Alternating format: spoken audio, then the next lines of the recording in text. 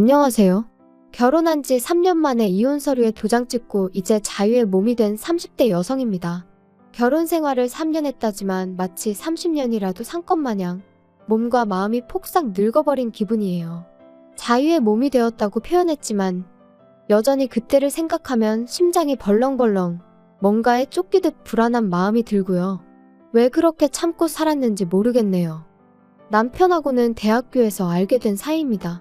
좀 더 구체적으로 말하자면 같은 전공은 아니었는데 저는 학교 홍보 모델이었고 남편은 방송 동아리 멤버였거든요.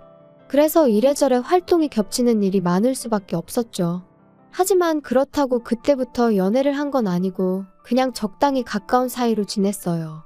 그러다가 본격적으로 사이가 발전한 건 제 나이 27, 이직을 하면서였습니다.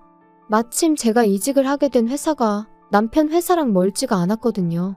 그래서 퇴근길에 이따금씩 만나 맥주도 한잔하고 그러던 게 어느 순간 주말 약속이 되면서 누가 먼저 우리 사귀자 한 것은 아니었는데 정신 차리고 보니 다들 저희 둘이 사귄다고 생각하더라고요. 그리고 저희도 뭐 딱히 부정하지 않았죠. 연애하는 동안 남편의 주된 고민과 걱정거리는 바로 시부모님에 관한 것이었어요.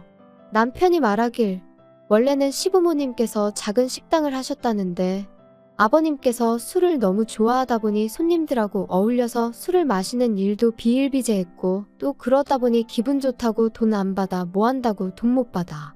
그뿐 아니라 걸핏하면 손님들하고 시비가 붙는 일도 있다 보니 결국 몇 년 못하고 식당을 닫으셔야만 했다고요.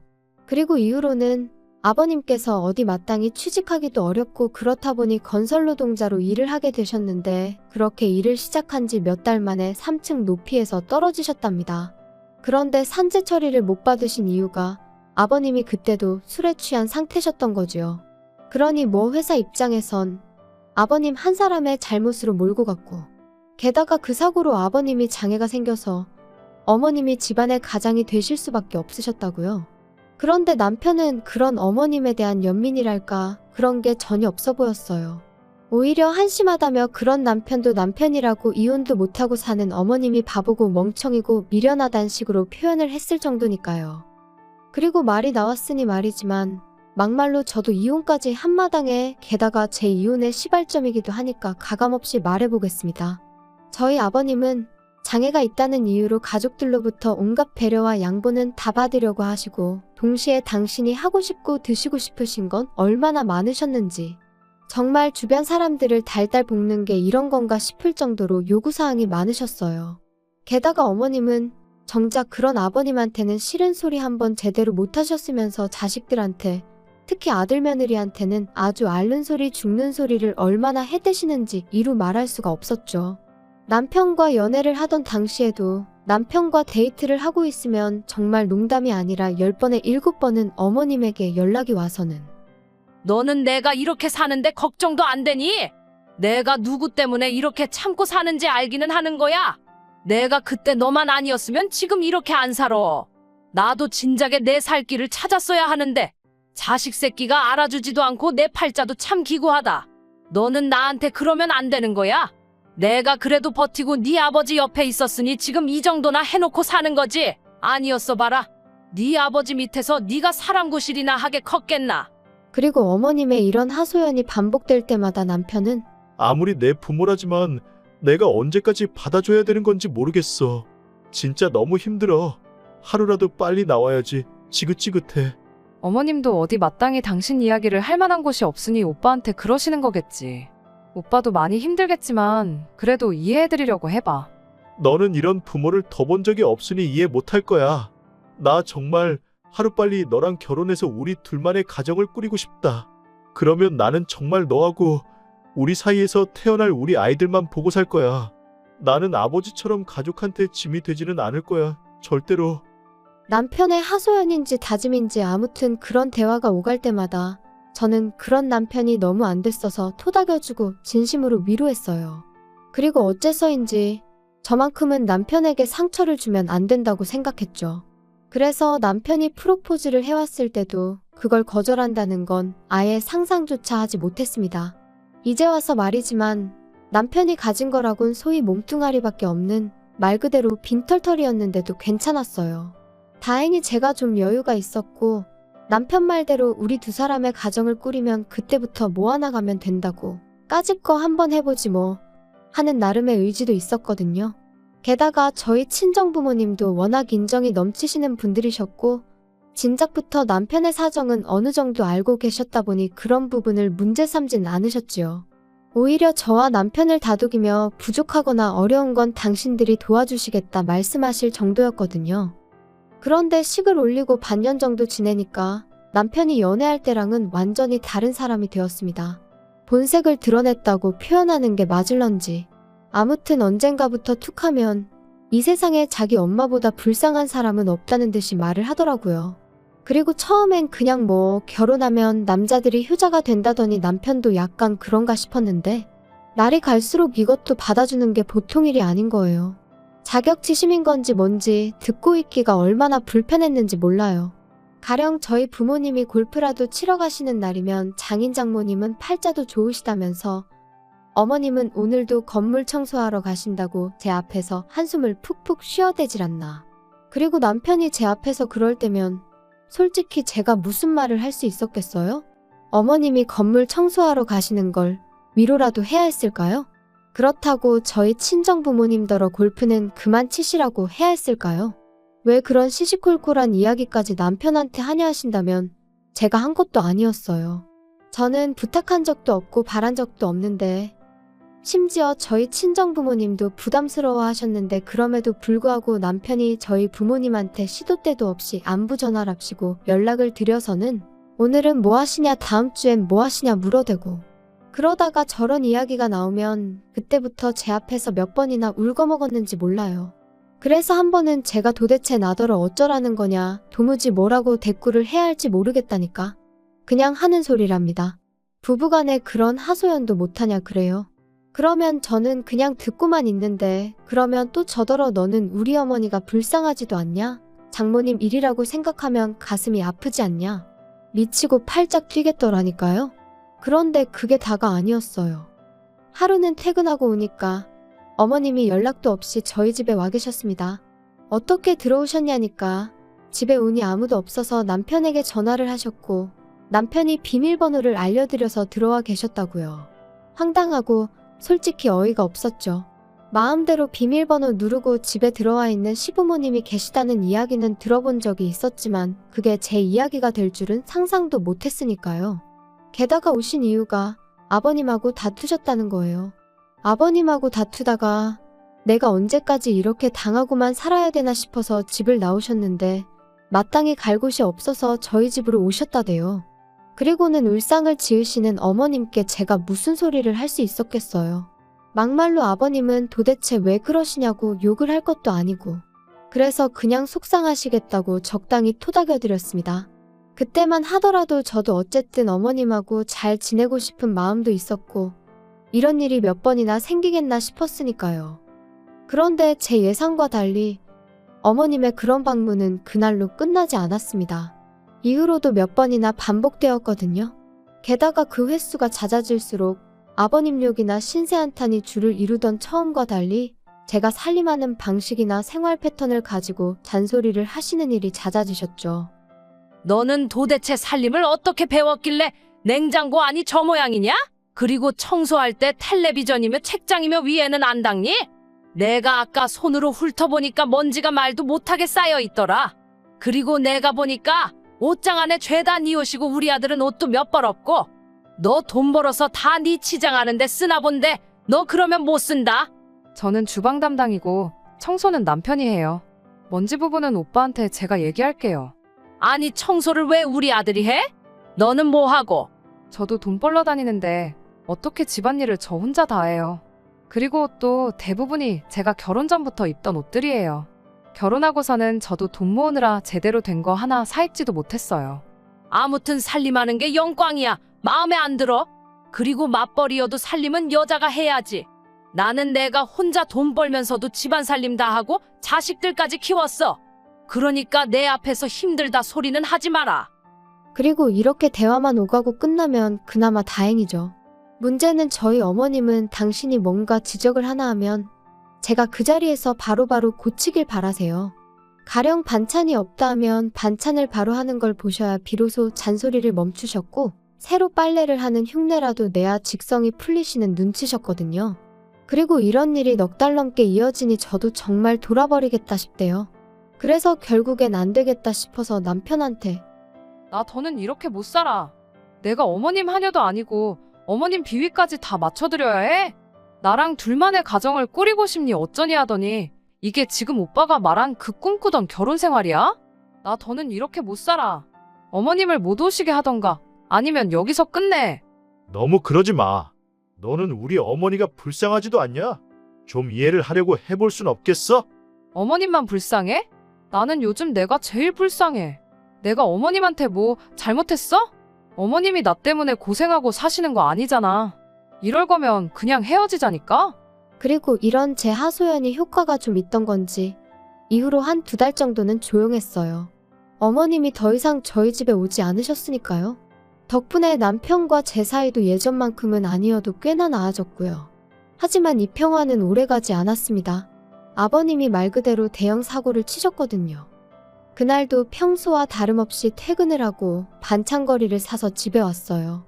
늘 하던 대로 비밀번호를 누르고 현관문을 열었죠. 그런데 눈앞에 낯선 듯 낯익은 신발 한 켤레가 놓여 있었습니다.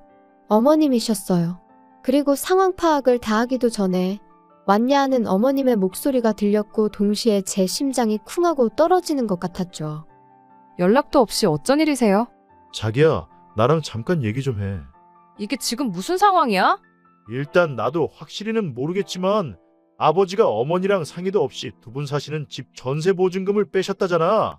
아버지 말씀으로는 호영호재하는 동네 형님한테 투자를 하셨다는데. 아무튼 나도 미치겠다 진짜.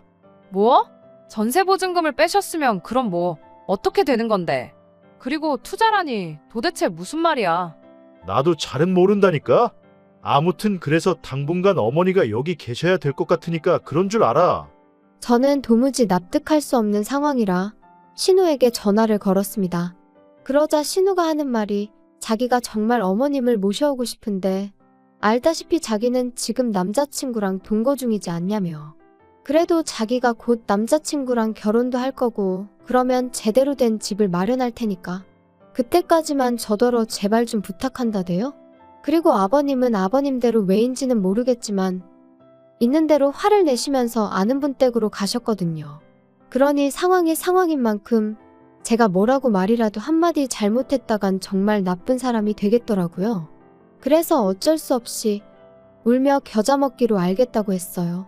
그리고 그땐 신우가 정말 몇 달 안에는 식을 올릴 것처럼 하도 호들갑을 떨어서 길어야 반년 정도 되지 않을까 싶었는데 자그만치 1년하고도 4개월이 걸렸습니다. 그리고 그 1년하고도 4개월이 저에게는 지옥이나 다름없었죠. 뻔히 남편이랑 제가 맞벌인 걸 눈으로 보시면서도 아침 저녁으로 이거 해라 저거 해라 시키시는 건 물론이고 저 없는 점심시간에 식사를 못 하시는 것도 아니면서 또 아침 저녁으론 반찬으로 이거 해달라 저거 해달라 밥 차려달라 오늘은 입맛이 없으니 국수를 끓여라. 이뿐인가요? 시도 때도 없이 저도 없는 시간에 이모님들은 물론이고 어머님 지인들까지 왜 그렇게 집으로 부르셔서는 제 부엌 살림은 물론이고 제 옷장까지 보여주시며 제 흉을 보셨는지. 오죽하면 한 이모님은 당신이 듣다 못해 한마디 하려고 전화했다 하시더니 왜 그렇게 시어머니 심기에 거슬리는 짓거리만 하냐며 저더러 며느리면 며느리답게 처신하랍니다. 그리고 그딴 전화까지 받으니 저도 더는 참을 수가 없어서 남편더러 어머님 진짜 왜 저러시냐니까. 기껏 한다는 소리가 그동안 어머님이 고생 정말 많이 하셨다며 저더러 조금만 이해를 해달라대요? 하지만 맨날 그놈의 이해는 어째서 저만 해야 되는 건지. 그리고 이때부터는 말뿐이 아니라 제가 제명해 죽으려면 이혼을 해야 하지 않을까 그 생각을 하게 되었죠. 도저히 못 버티겠다. 이렇게 살다간 정말 내가 죽겠다 싶었던 바로 그 무렵 마침내 신우가 상견례 어쩌고 하며 시집간다 소리를 꺼냈습니다. 정말 속으로 쾌재를 불렀어요. 아, 이제 살았구나. 그래서 신우더러 신혼집엔 언제 들어가냐고 어머님은 언제부터 그리 모시면 되겠냐 했죠. 그랬더니 신우가 제 눈치만 살살 보다가 한다는 말이 그게 좀 상황이 힘들게 됐답니다. 그래서 제가 그게 갑자기 무슨 소리냐니까. 언니 정말 미안한데 우리가 돈이 없어서 깨케야 방 2개 화장실 하나짜리 빌라 정도밖에 못 구할 것 같은데 언니가 조금만 더 이해해주면 안 될까요? 우리가 얼른 돈 모아서 큰 집으로 이사가면 그때는 꼭 엄마 모시고 갈 거니까. 아가씨, 이제 와서 그렇게 말을 바꾸면 어떡해요? 안 돼요. 나 더는 못 모셔요. 나 정말 너무 힘들다니까요. 그래도 우리 엄마가 살림살이도 도와주고 언니 좋아하는데 너무 말을 그렇게 하면 나 좀 섭섭해요.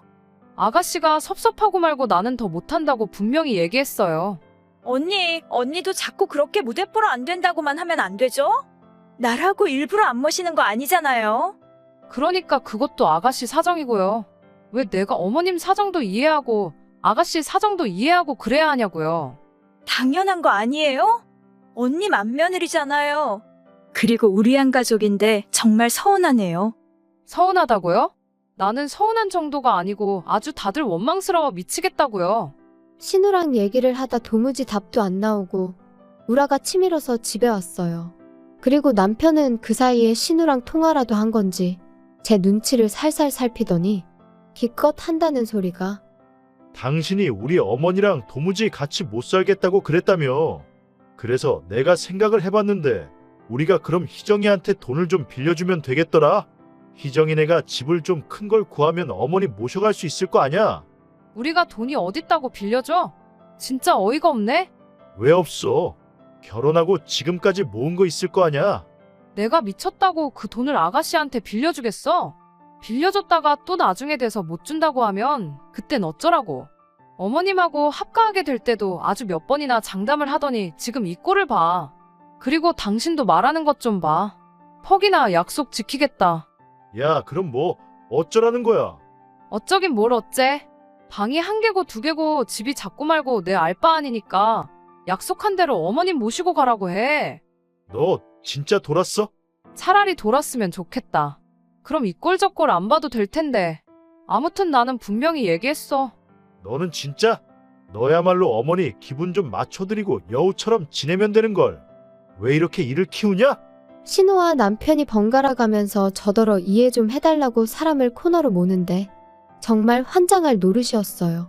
그래서 결국 참다 못한 제가 남편더러 한 번만 더 이러면 더는 같이 못 산다고 정말 이혼이라 했더니 기껏 한다는 소리가 그러면 제가 모아놓은 돈에서 자기 몫은 돌려달랍니다. 그리고 뭐 제가 이혼 요구를 했으니 위자료도 받아야겠다고 그 위자료로 어머니랑 집 구해서 살아야겠다는 헛소리를 하더라고요. 그런데 저희 남편 저랑 결혼할 때부터 이혼하던 그날까지 단 한 번도 저보다 단돈 1,000원이라도 더 벌어온 적 없어요. 어머님이 저희 집에 얹혀 사시는 동안 어머님이 저한테 돈 1,000원이라도 살림살이에 보태라고 주신 적도 없었죠. 게다가 저희 셋이 살던 집, 저희 친정에서 마련해 주신 집이었습니다. 비록 친정아버지 명의였고 제가 매달 용돈 겸 월세라고 100만 원씩 보내드리고 있긴 했어도 애시당초 어디 가서 100만 원으로 구할 만한 집이 아니었으니 남편이 이러쿵저러쿵 말할 것이 못 되었죠. 그런데 위자료가 어쩌고 자기 몫이 어쩌고 해대니 제가 얼마나 황당했겠어요? 그래서 남편더러 살면서 당신 뜻대로 되던 일이 몇 번이나 있었냐고 이번에는 어떨지 한번 두고 보자 했습니다. 그리고 그 길로 친정 부모님께 결국 그동안 제가 겪었던 일들을 전부 다 털어놓았어요. 참고로 친정 부모님도 제가 원치 않았지만 어쩔 수 없이 어머님과 함께 살게 된 건 알고 계셨거든요. 다만 어머님이 저를 얼마나 어떤 식으로 괴롭히셨는지는 잘 모르셨지요. 행여 양가 어른들 싸움으로 상황이 안 좋아지진 않을까 걱정스러워서 말을 아껴왔으니까요. 그런데 더는 그럴 필요도 못 느꼈고 그러고 싶지도 않대요. 저희 아버지께서는 남편이 돈을 내놓으라고 요구를 했다는 것보다 어머님이 저를 인격적으로 모독하고 힘들게 하신 부분에 크게 분노하셨습니다. 그리고는 저더러 앞장서라 하시더니 그 길로 어머님과 남편을 마주하셨죠. 그런데 어이가 없게도 그간 의기양양하던 어머님이 저희 아버지 앞에서는 어째서인지 한층 누그러져서는 자기들은 저랑 잘 지내고 싶은 마음뿐인데 제가 곁을 내주지 않는다며 섭섭하네 어쩌네. 물론 그런 악어의 눈물이 저희 아버지한테 통할 리가 없었습니다. 남편은 남편대로 저희 아버지한테 반대로 장인어른이 공경에 처하셨어도 자기는 똑같이 집으로 모셨을 거라는 헛소리를 해댔지만 역시 통하지 않았고요. 그러자 결국 둘이 본색을 드러내대요. 알아서 살게 내버려두면 되는 걸 왜 부모가 끼어드냐며 저희 아버지를 이상한 사람처럼 몰고 갔으니까요. 그리고 그런 두 사람을 보고 있으니 정말 더는 1분도 지체할 이유가 없다 싶어서 변호사를 만났죠. 솔직히 불보듯 뻔한 결과였습니다. 유책 사유자는 남편이었고 저는 피해자나 다름이 없었으니까요. 오히려 위자료도 많이는 아니지만 제가 받게 되었고 재산도 전부 제 몫이 되었죠. 그리고 판결이 그렇게 나고 나니 그제서야 남편이 제 앞에서 무릎을 꿇고 엉엉 우는데 이상하게 그런 남편을 보는 게 지치고 피곤하기만 할 뿐 가슴이 아프다거나 그런 건 전혀 없대요. 아, 사랑이 식었다는 게 이런 건가? 그때 확실히 알겠더라고요. 한편 남편과 어머님은 결국 집을 떠났고 저는 비로소 제 자유를 되찾았습니다. 하지만 집안 구석구석 안 좋은 기억이 너무 많아져 버린 탓에 더는 머물고 싶지도 않은 거예요. 아버지도 그 모자를 생각하면 재수가 없다며 무척 기분 나빠하셨고요. 그래서 집은 내놓고 저는 본가에 들어갔는데 남편은 갈 곳이 없어서 회사 근처에 고시원을 얻었다대요. 어머님은 결국 신혼집으로 가셨고요. 그런데 심해부는 정말 어머님, 그러니까 자기한텐 장모잖아요. 장모랑 같이 살게 될 줄은 몰랐다며 신우한테 벌써부터 사기 결혼이니 뭐니 내가 왜 니네 엄마를 먹여 살려야 하냐 해가며 이혼하자드나 봅니다. 참고로 언젠가 한번 남편이 술 처먹고 저한테 하소연하듯 음성 메시지에 그간의 일을 소상히도 남겨놓아서 알게 되었어요.